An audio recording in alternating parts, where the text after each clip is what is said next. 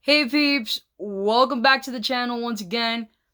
Today I'm going to be discussing my 10 favorite vampire movies. In no particular order except for one, that no matter what list I put it in, for me, it's always going to be at the top. And what better place to film something that has to do in the horror genre than my childhood bedroom? That's creepy in itself. No, like I always enjoyed vampire lore ever since I was a kid, and as an adult, I still enjoy vampire lore. I enjoy that it's mysterious and it's sexy, and there's just something alluring about that whole world, you know. Do you want to be immortal forever? Me particularly, no, but I enjoy the stories, the just the sexiness behind it all. It was really hard for me to pick just 10 because, again, I love a lot of the vampire movies. I enjoy a lot of the vampire shows, and it was hard to really pinpoint 10 that I feel like I could recommend to everybody. If you're not like a vampire fan, you gotta come over to this side. Okay, in no particular order, I'm gonna go with From Dusk Till Dawn, released in 1996. Robert Rodriguez is the director. Amazing director. You have Seth Gecko. You're following him and his brother, like kooky, crazy brother Richard. And they're on the run after robbing a bank. Well, they decide to kidnap a preacher and his family. They stow away in their RV and they cross the border into Mexico. They're trying to hide out. They're on the run. And they decide to hole up in a topless bar, which, you guessed it, is overrun by vampires. And that's where just the action begins. And they're fighting their way just to try to make it even to the next day, right? Classic movie, great scenario. I enjoy movies where it's one setting, where they don't move around to different settings too much. And yeah, man, Dusk Till Dawn. So if you've never seen it, I mean, where have you been? But if you've never seen it, definitely check it out. Definitely one of my favorite vampire movies out there. Once Bitten, 1985. It's directed by Howard Storm. It's the movie that made me fall in love with Jim Carrey, okay? And Jim Carrey has so many iconic roles, but they rarely talk about Once Bitten. It's one of his earlier films before he starts filming all the films that we know today, and it's just great.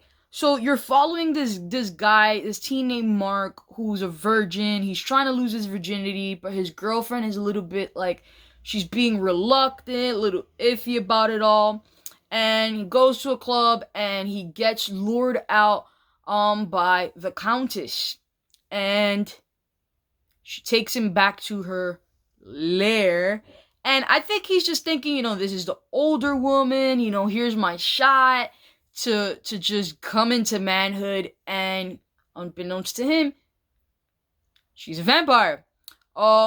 She ends up turning him, and it's just hilarious. Everything that he goes through from the next day that he's back home and on. And again, it's just a classic movie. I really enjoy it, and I love young Jim Carrey and things. And it's one of the roles that is not talked about as much as the other one. So if you haven't watched that one and if you're looking to like compile a list for this October, check out Once Bitten. Dracula, 1931. So we're going back Dracula. I think I mentioned Dracula and your head automatically goes to a different movie. No. 1931. It's directed by Todd Browning and Carl Freund. Bela Lugosi. All hail Bela Lugosi, okay? You're like just iconic vampire, When you think of Hollywood monsters, you think of Bella's face as Dracula, and it's just great. You have Dracula. He's hiding away in this old, just run down like castle, and he starts to make his way through all of the women that he comes across in that town. And then he sets his sights on Mina, who's the daughter of like this prominent doctor. And that's when Van Helsing is hired to take him down. Classic. It doesn't get any more classic than that. His performance is great. I think he sets the tone for what and who Dracula is supposed to be. So if you're into classics, definitely check it out. If you've never checked it out before, again, it sets that tone for what Dracula, his alluringness is supposed to be. So yeah, Bela Lugosi, Dracula, 1931. Fright Night. Many things come out of 1985, like moi, but Fright Night is just one of those other things that come out of 1985 that stands and remains one of those cult classic vampire horror films. You have it directed by Tom Holland. No, not Spider-Man. And you follow a teen named Charlie. And so Charlie thinks that his new neighbor that moved in next door is a vampire. And of course, nobody believes him. And he's struggling, but things keep happening to him and around him. And he's struggling to really let people know, hey, this guy's a vampire. Of course, nobody believes him because the guy next door is charming and vampires that doesn't even exist, right? So he enlists the help of this washed up vampire killer hunter Peter Vincent to help him out and take down his next door neighbor. The film was later remade again in 2011. But, some remakes are good. Some remakes are good for the newer generation that just refuse to watch, the old movies.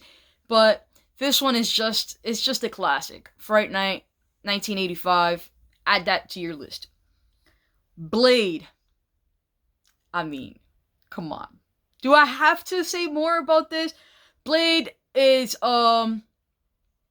it stands at the top of vampire movies, vampire hunter movies, just action and suspense and just go, go, go, go, go.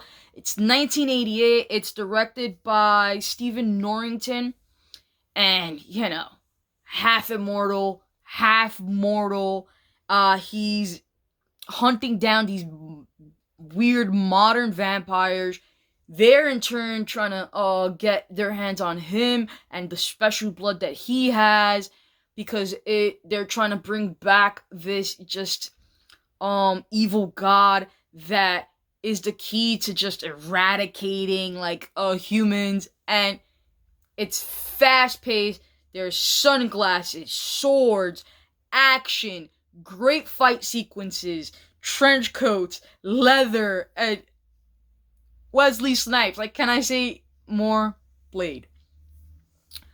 What We Do in the Shadows, 2015, directed by Taika Waititi, Jermaine Clement.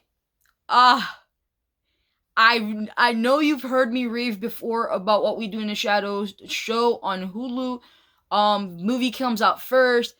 Again, it follows these vampires while they're just trying to live in the modern day, day-to-day life, and they're trying to teach the ropes to this new vampire who's a hipster, and they're trying to tell him, being immortal is not as bad as, it may seem, and here are the ropes to being a vampire, and it's hilarious, okay?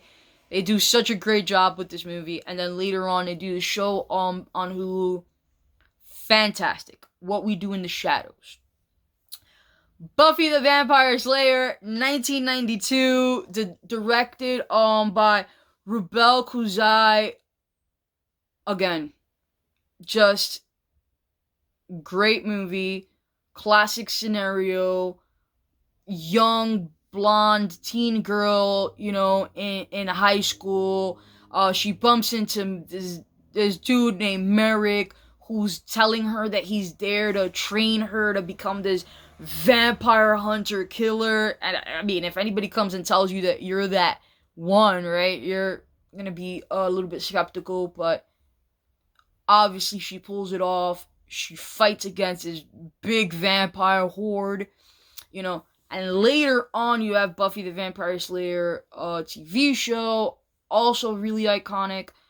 But what sets that whole thing off is the movie. And if you never watched it, where are you guys living? Under a rock? I understand there's a new generation of people that really don't like watching these classic movies, but please do, because they're amazing. They don't like the new movies out now, they're great, but they don't really hold a candle to the classics. Abraham Lincoln Vampire Hunter. And I'm sure that there's people out there rolling their eyes and they're going, "What? You actually like this movie?" I actually like this movie. 2012, directed by Timur Bekmambetov. Okay? I know I'm always butchering names and I'm so sorry. Abraham Lincoln, vampires, vampire hunter. It shows the progression as he becomes this vampire hunter throughout his whole life, way into his presidency. It's so great. Then there's like this big epic fight in the timeline of the Civil War. You gotta watch Abraham Lincoln Vampire Hunter. Great costume, great actors. It's just, it's good. When you have a plot like that, I know it's not like your typical plot, but it's good and it's cheesy and it just keeps you like entertained with nonsensical, weird violence, because you see Abraham Lincoln in his top hat, he's fighting and he has an axe and it's great. Go check that out. Interview with the Vampire, 1994, directed by Neil Jordan. It's an adaptation of the novel written by Anne Rice of the same name, Interview with the Vampire.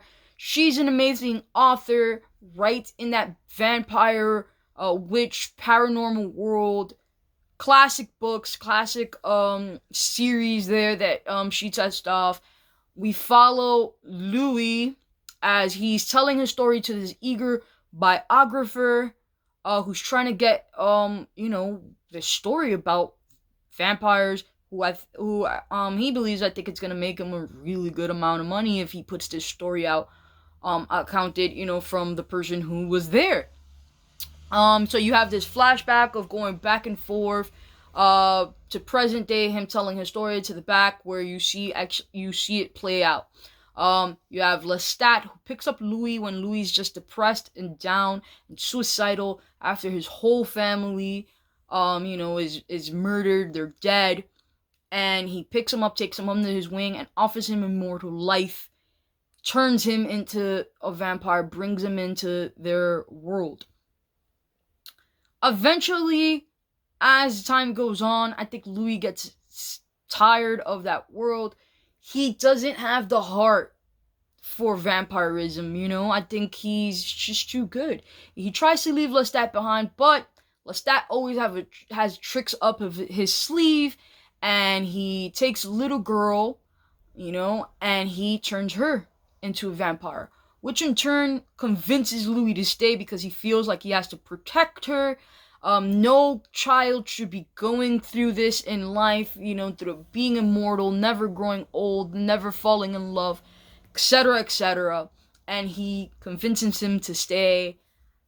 And it's just a beautiful, romantic, dark, old-timey movie. It's the best that I think we've ever seen Brad Pitt look ever. And it's just iconic for me. And any list that I'm gonna compile of vampire movies, Interview with the Vampire is gonna always be on it. My top movie that's always gonna be there no matter what list it is, whether it's vampires or whatever, The Lost Boys, okay? 1987. It's directed by Joel Schumacher. You follow Michael and his little brother Sam as they're moving into another part of Northern California. They're moving with their mom into with their house, like an old house with a lot of taxidermy and their grandpa. And you follow Michael as he's pursuing Star, this beautiful young girl that he meets one day. You have Sam, who's a little bit of a homebody. He likes to read horror comic books. He goes into a comic book store one day. They suggest him some comic books about vampires, and it's two stories in one. So unbeknownst to Michael, Star is part of a vampire coven led by David, and that's where things like really hit the fan. And they eventually end up turning Michael into a vampire, which then leads into Sam enlisting the friends who gave him the comic books, the Frog Brothers, and trying to save Michael and Star from this vampire coven. Great, iconic, sexy movie, great music. Like, what more could you want? That's my 10 favorite vampire movies. Let me know in the comments which one of your movies are the favorites, if you've ever seen any of the 10, if you have a whole other list compiled. Let me know in the comments. I'll chat with you and see if I agree. As always, don't forget to follow me over on Instagram, and likewise, the links are always down below in the description. Thank you for tuning in today. Thank you for watching. Thank you for your support. See you guys next time.